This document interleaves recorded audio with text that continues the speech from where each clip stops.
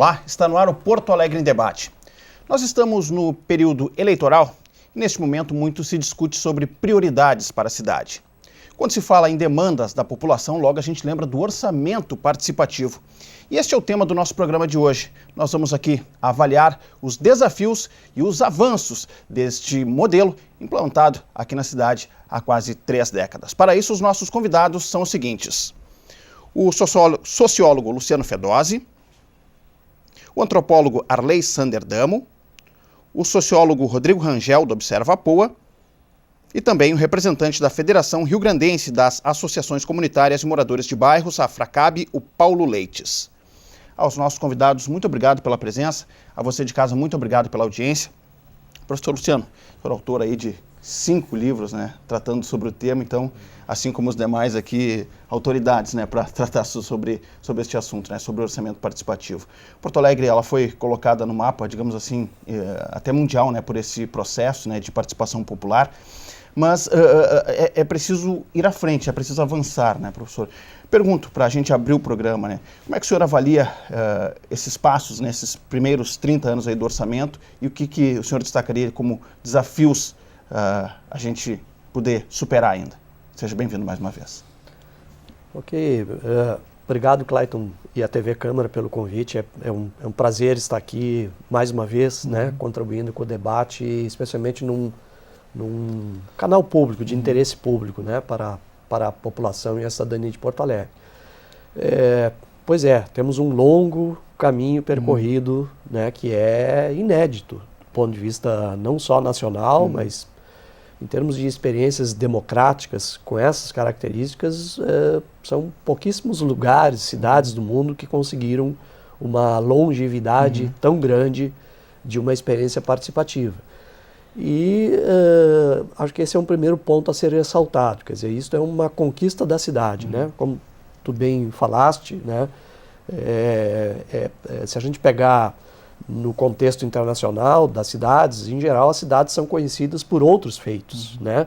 Arquitetônicos, enfim, outras características, eventos, né? Mas Porto Alegre teve esse ineditismo de ser reconhecida internacionalmente por algo que é incomum, que é a participação da sua população, a participação de cidadãos, enfim, na discussão sobre o orçamento público. E isso originou, inclusive, é importante a gente lembrar, a própria vinda a Porto Alegre do primeiro Fórum Social Mundial, né, que se transformou num evento global de uma importância muito grande. Então, acho que este legado, por si só, já é de extrema relevância, né? Ou seja, o fato de que, independentemente até agora, né, as diversas forças políticas que pleiteiam uma disputa eleitoral local reconhecem o orçamento participativo como uma conquista da cidade, né? Isso já é um legado importante, porque isso nos diz que o orçamento participativo ele tem uma legitimidade pública, né? E o custo político para, digamos, acabar com o orçamento participativo é e será muito alto. Agora, nós poderemos aqui ao longo do programa aprofundar melhor um pouco sobre essa trajetória e as mudanças, né? Algumas boas, outras nem tanto, que esse processo vem tendo. Perfeito. Lá na base, né, no início da mobilização, né, para o orçamento participativo, a gente tinha as lideranças comunitárias, né, e isso foi importante, né, para se estabelecer esse processo que a gente tem hoje. Uma dessas organizações era a Fracab, né, que é a Federação Rio-Grandense das Associações Comunitárias e Moradores de Bairros. Paulo Leites, seja bem-vindo também aqui ao programa, né? Obrigado. Como é que a Fracab vem tratando sobre essa questão do orçamento participativo, né, e o quanto isso é importante, né, para a associação, para a federação, em termos de conquistas, né, nesse processo de 30 anos quase do orçamento participativo? Clayton, assim, a Fracab, a federação, ela tem trabalhado muito próximo do orçamento participativo, porque, que nem tu disseste, ela dá à comunidade a possibilidade de participar do desenho democrático do município, né? Participando dos projetos, da necessidade, aquelas que estão mais na base, mais periférica, né? Que muitas vezes o poder público não tem essa atenção. Me desculpe. Então a gente trabalha muito essa questão de fazer com que a participação popular seja bastante abrangente e dando às lideranças a possibilidade de também estar próximo dos governantes, dos gestores, né? E dando razão às lideranças comunitárias quando essas precisam. Que é uma forma, né, de fazer esse acompanhamento, de pleitear recursos, demandar, né, obras ou outros projetos que estejam na pauta da comunidade, né, e fazer essa cobrança também, né, Paulo? Sim. A gente trabalha juntamente com os políticos, né, os legisladores, os vereadores. Na verdade, ela divide, né, um pouco essa participação junto com os legisladores, né? Que antes ficava muito na mão dos vereadores, terem levar aos gestores a possibilidade, as demandas da comunidade. E com o orçamento participativo, a liderança, o comunitário, ele pode também fazer essa participação. E a Fracab tem pego Porto Alegre como modelo, como a Fracab sendo um órgão estadual, ela leva até a outros municípios o exemplo de Porto Alegre. E muitos municípios hoje no estado já pegam Porto Alegre como exemplo. Mas isso depende muito também dos gestores, né? De fazerem com que o OP seja, na prática, aquilo que é na teoria. Implantado, né? Também nos demais municípios. Hein? Obrigado. Rodrigo Rangel, que é também sociólogo do Observa Poa, aqui, obrigado pela presença também mais uma vez. Quando a gente fala no orçamento participativo, né, e as demandas não são poucas, né, nesse processo, né, e ainda bem, né, porque a comunidade é o desejo da comunidade, né, que essas demandas sejam feitas, mas também a gente percebe que a implementação dessas demandas elas não ocorre na mesma velocidade, né, que a comunidade deseja que isso ocorra, né. Gostaria que o senhor falasse um pouquinho, né, sobre, na minha visão, seria um dos desafios nesse processo, né. Há um certo descompasso, né, entre o que a comunidade deseja e a implementação desse desejo pelo poder público, né. Olá, Clayton, olá a todos. Obrigado pelo convite, estar aqui no TV Câmara participando desse debate sobre o orçamento participativo, que é um importante processo da cidade de Porto Alegre, e como bem falou o professor Fedose, por meio do orçamento participativo, a cidade de Porto Alegre é reconhecida mundialmente. Não é à toa que, periodicamente, vem a Porto Alegre em delegações dos mais diversos países do mundo para conhecer o processo, como ele é feito. Recentemente tivemos uma delegação da Colômbia, vem delegações do Irã, do Tibete, vários, da Mongólia, de vários países conhecer o processo do orçamento participativo que Porto Alegre implementou em 89. É claro que há muitas demandas no decorrer desse período de implementação. Hoje são 8.901 demandas, sendo que 75% delas foram concluídas, foram entregues. Há uma parcela ainda que está em andamento e aquela que, de fato, ainda não iniciou, uma parcela Essas 8.000 tu pequena. 8.901 demandas desde a implementação, desde o primeiro plano de investimento, dos 27 anos de orçamento participativo de Porto Alegre. Claro que, pela natureza e característica da cidade de Porto Alegre, em especial em 89, quando o processo foi implementado, havia e ainda há uma certa carência, em especial nas nossas periferias. Não é à toa que o orçamento participativo veio com um dos princípios fundamentadores do processo, que é a inversão de investimento, inversão de prioridades. Investir nas periferias, investir nos bairros, nas regiões mais carentes de Porto Alegre.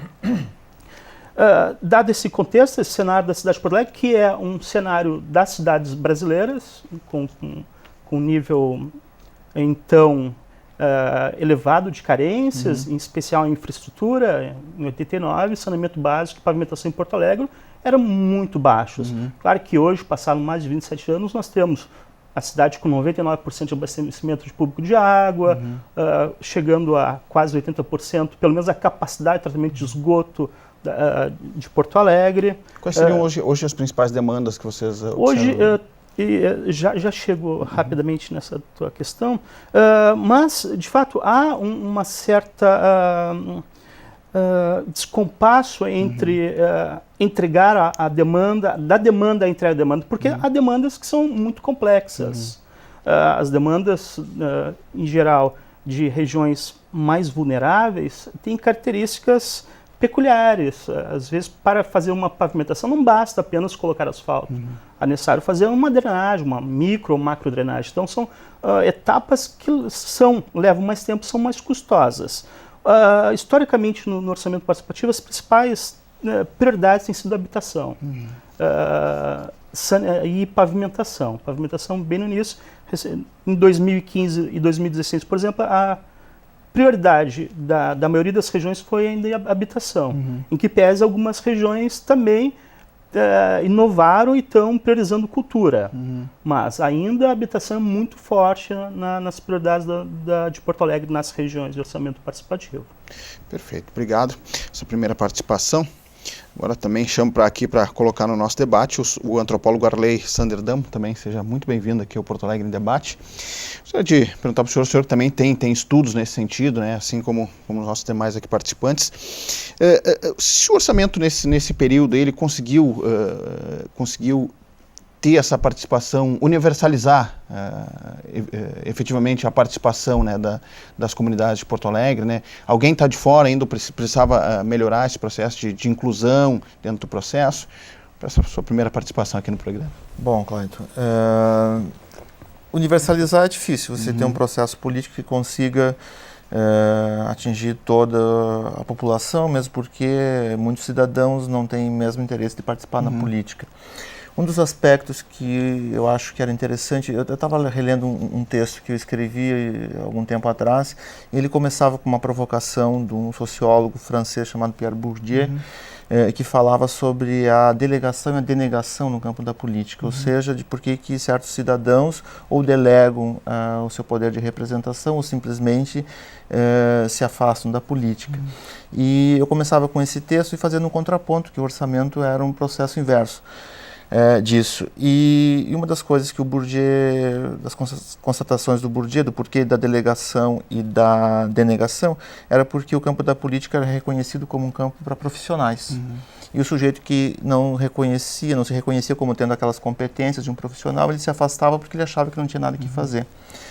E, digamos assim, eu acho que, relendo esse texto de alguns anos atrás, eu acho que ele tem uma coisa importante, né? Eu acho que para mim era uma síntese um pouco do que era o orçamento participativo.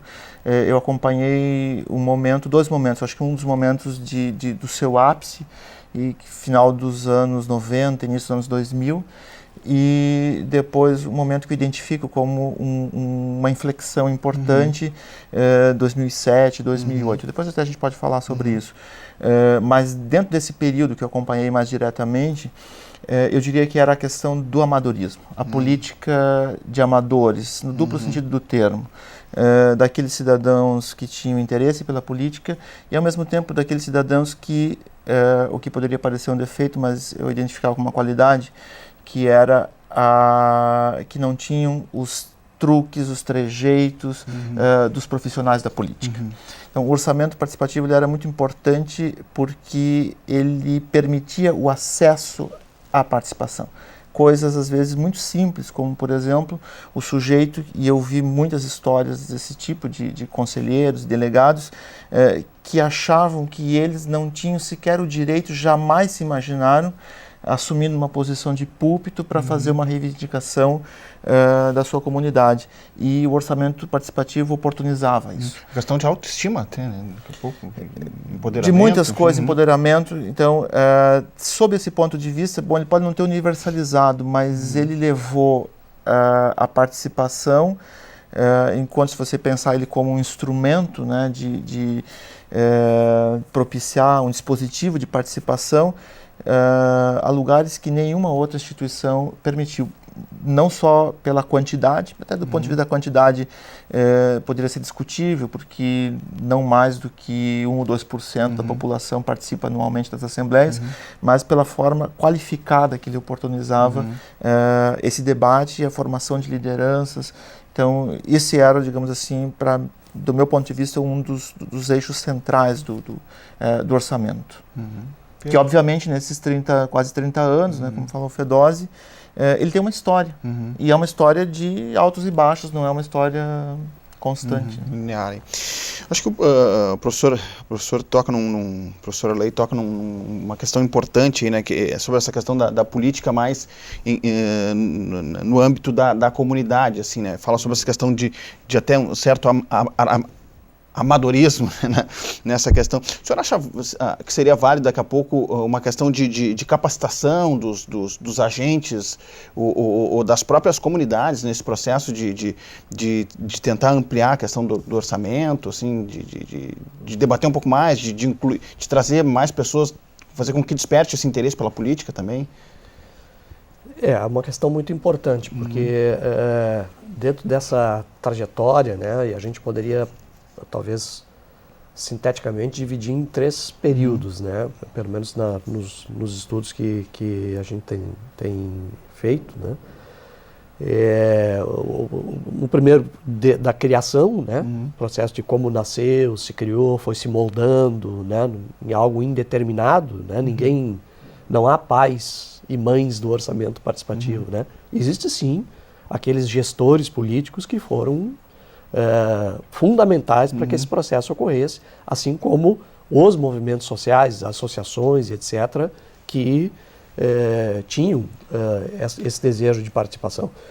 Mas, enfim, esse primeiro momento, o segundo momento que o Arley se referiu, que seria o auge, eu acho que foi ali realmente segunda metade da década de 90, né? Onde o processo já estava consolidado e, enfim, havia uma série de características já dadas e interessantes. E um terceiro momento que eu identifico ainda na última gestão do PT, a partir de 2001 até 2004, onde o modelo começa a dar claros sinais, né, de uma certa estagnação e da necessidade de estabelecer mudanças, aperfeiçoamentos. E a partir desse momento, né, houve alternância de poder no município, novas forças políticas assumiram, mantendo o AP, mas no meu entendimento aprofundando esses limites, né, que já se apresentavam no período anterior. A tal ponto, isso nós podemos discutir melhor, né, daqui por diante, que hoje eu diria que o orçamento participativo ele está bastante desconfigurado daquilo que ele se propunha como sendo um modelo de democracia participativa que nasceu como crítica aos limites da democracia representativa. Né? Então ele nasceu com essa ideia de proporcionar uma democracia participativa que, ao mesmo tempo, respeitasse a democracia representativa, eleitoral, executivo, legislativo, mas fosse um complemento e fosse até além. Só que hoje eu acho que há uma desconfiguração e há vários elementos que demonstram que, lamentavelmente, o orçamento participativo está demonstrando vários vícios e vários equívocos que ou assemelham muito a elementos da política tradicional. Né? Isso que eu queria perguntar para o senhor, né? É desconfigurado em que termos, assim, né? Isso. Olha, em vários elementos, né? É um sistema bem complexo, mas eu diria assim, que assim, do ponto de vista da sua gênese como modelo contra-hegemônico, né? Contra-hegemônico no sentido de uma democracia elitista, naquele sentido que já foi dito aqui, né? Ou seja, pessoas, especialmente as camadas sociais mais pobres da periferia, com baixa escolaridade, enfim, né? Elas tiveram essa oportunidade histórica pela primeira vez de ter direito à voz, né? De ter, como o Arley falou. Mas, então, eu acho que esse elemento, portanto, contra um certo modelo tradicional de decisão política, de como tomar decisões políticas sobre políticas públicas, sobre recursos públicos que são essenciais, né? ele tinha esse elemento, digamos, de fazer com que houvesse um certo poder de decisão, né? Então, se nós pegarmos ao longo desse período e perguntando para as pessoas que participam, e aí vale ressaltar a importância fundamental do trabalho que o Observa Poa vem fazendo, né? É um trabalho realmente de extrema relevância, exatamente. Nós temos trabalhado em parceria, né? Fazendo pesquisas com o público participando, mas o que se demonstra assim, que a percepção dos participantes é que ele vem perdendo o poder de decisão. Poder de decisão. Né? Esse é um tema. Outra é a questão dos critérios para inverter prioridades. Quer dizer, era um modelo também contra-hegemônico na medida em que a política tradicional ela não priorizava as áreas mais carentes. Então isso também se nota uma certa perda de critérios para alocar investimentos. E por fim, eu acho que é um problema seríssimo, e aí entra na tua pergunta sobre capacitação, né? E que diz respeito também à questão de cultura política, que foi um dos temas que eu trabalhei bastante, inclusive no doutorado, é a questão de que há uma mudança muito, a inflexão, né, que o Arley falou, que eu concordo. Que, por exemplo, a relação entre os representantes, que são conselheiros e delegados, e o conjunto dos participantes. Porque, por exemplo, em 2007, né, o Conselho do Orçamento Participativo aprovou a reeleição permanente dos conselheiros. Quer dizer, eu acho que esse foi um momento histórico de total mudança, de realmente inflexão naquele modelo original. Exatamente, que previa o quê? A oxigenação, a não perpetuação de grupos, muito parecido com a política. Castas. Exatamente, exatamente. Professor. Se me permite só para emendar o que porque isso é uma coisa muito fundamental. Eu considero o COP, né, o Conselho do Orçamento Participativo, como talvez o coração do orçamento participativo. E digamos assim, você poderia traçar um processo na medida em que o orçamento foi se consolidando, na medida em que também o COP foi se autonomizando, em que ele foi, digamos assim, os conselheiros que estavam lá foram, digamos, adquirindo um certo entendimento de que ele deveria funcionar de forma autônoma. Porque um dos problemas, desde o início, e acho que está agora, era a interferência com o poder administrativo. Sempre teve um certo embate com o poder legislativo, na medida em que, para muitos vereadores, o orçamento era um espaço, né, de confrontação, porque seria um outro poder legislativo, né, um segundo poder legislativo, mas esse encompassamento com o poder administrativo, ele está colocado desde o início, e não tem como entender o orçamento sem entender esse processo. Ele cresceu porque não era uma questão da legislação que obrigasse o poder administrativo a consultar o COP para definir as prioridades, para definir as demandas. Agora, se na medida em que ele faz isso mais ou faz menos, ele dá mais ou menos autonomia para o Conselho. E o que acontece em 2007? É votada a reeleição. E por que é votada a reeleição? Eu estava acompanhando esse processo e era votada porque havia um grupo bastante restrito de conselheiros que tinham, digamos assim, um certo domínio do métier, e que representava os interesses daquele governo na época, que era o governo Fogaça. Então, quando tinha o governo do PT, tinha lá os seus representantes, etc.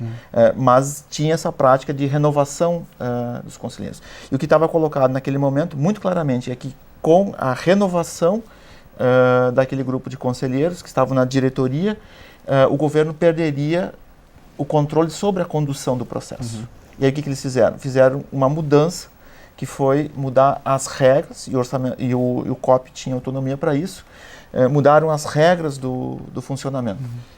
E, então, quer dizer, não é simplesmente mudar uma regra, mas o que significa mudar essa regra? O que significa você fazer o quê? Recolocar ele como uma instância agregada e, do meu modo de entender, secundária. Eu seria mais enfático do que o Fedósio, diria que hoje o orçamento participativo é uma peça quase caricata. Né? Que nenhum político tem, digamos assim, vai chegar e vai dizer, bom, eu sou contra, eu vou acabar com o orçamento participativo. mas não sei, acho que não ouvi de nenhum, e isso não é questão de agora, de outras eleições, e inclusive do próprio PT, que foi o partido que bancou o orçamento participativo, dando uma importância muito secundária, para não dizer irrelevância, para o processo. Perfeito. A gente está em cima do intervalo aqui para a gente fazer um intervalo rapidinho, mas eu volto com a palavra aqui para o Paulo e em seguida também o Rodrigo também vai se manifestar na sequência aqui do nosso segundo bloco. A gente vai ao intervalo, é bem rápido, em seguida a gente está de volta.